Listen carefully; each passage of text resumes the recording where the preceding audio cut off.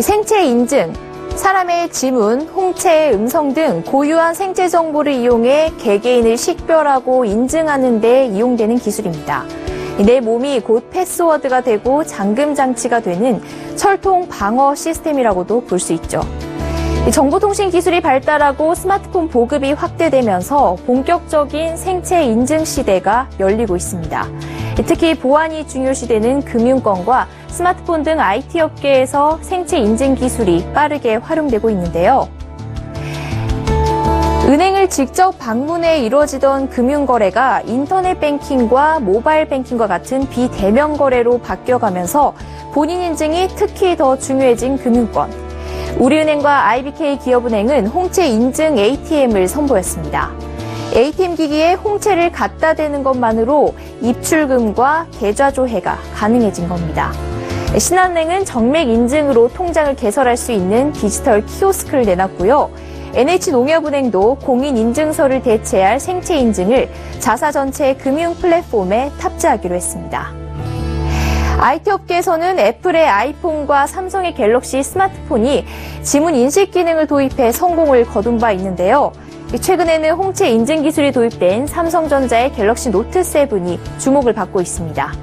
홍채로 스마트폰 잠금을 열 수 있을 뿐 아니라 각종 모바일 금융 서비스에서 본인 인증을 할 수 있게 한 건데, 이 같은 노트 7의 출시로 금융권에서도 홍채 인증을 활용하는 모바일 뱅킹 서비스를 쏙쏙 내놓고 있습니다. 리서치 전문회사 가트너는 올해 말까지 스마트폰의 40%가 생체 인식 센서를 장착하게 될 것이라고 전망했고요.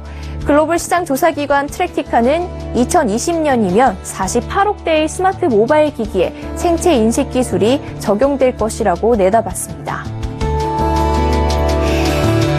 이에 생체 인식이 새로운 산업으로도 떠오르는 모습입니다.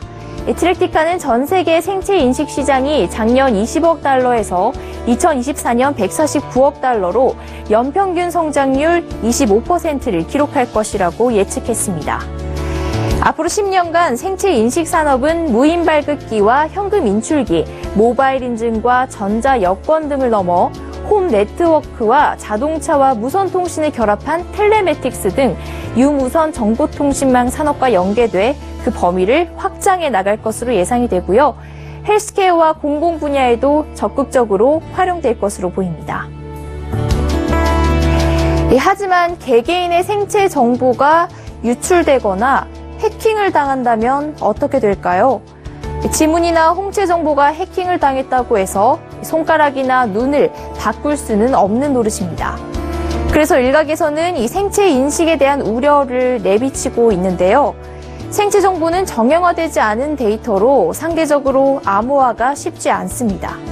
지문 인식의 경우 한 해커가 지문의 해상도를 높여 촬영한 화면으로 아이폰의 지문 인식 시스템을 해킹하기도 했고, 미국 인사관리처가 자체 서버에서 560만 개의 지문 정보를 도난당하기도 했습니다. 한 개인의 고유한 특성이자 하나밖에 없는 유일한 정보인 생체 정보가 유출되는 것은 주민등록번호와 같은 개인정보가 유출되는 것보다 훨씬 더 우려스러운 상황입니다. 이 보안성과 편리함, 두 마리 토끼를 잡을 수 있는 생체 인증 시장이 빠르게 확대되고 있는 만큼 생체 정보의 유출과 해킹에 대한 철저한 대안 마련도 시급해 보입니다. 서울경제TV 양한나입니다.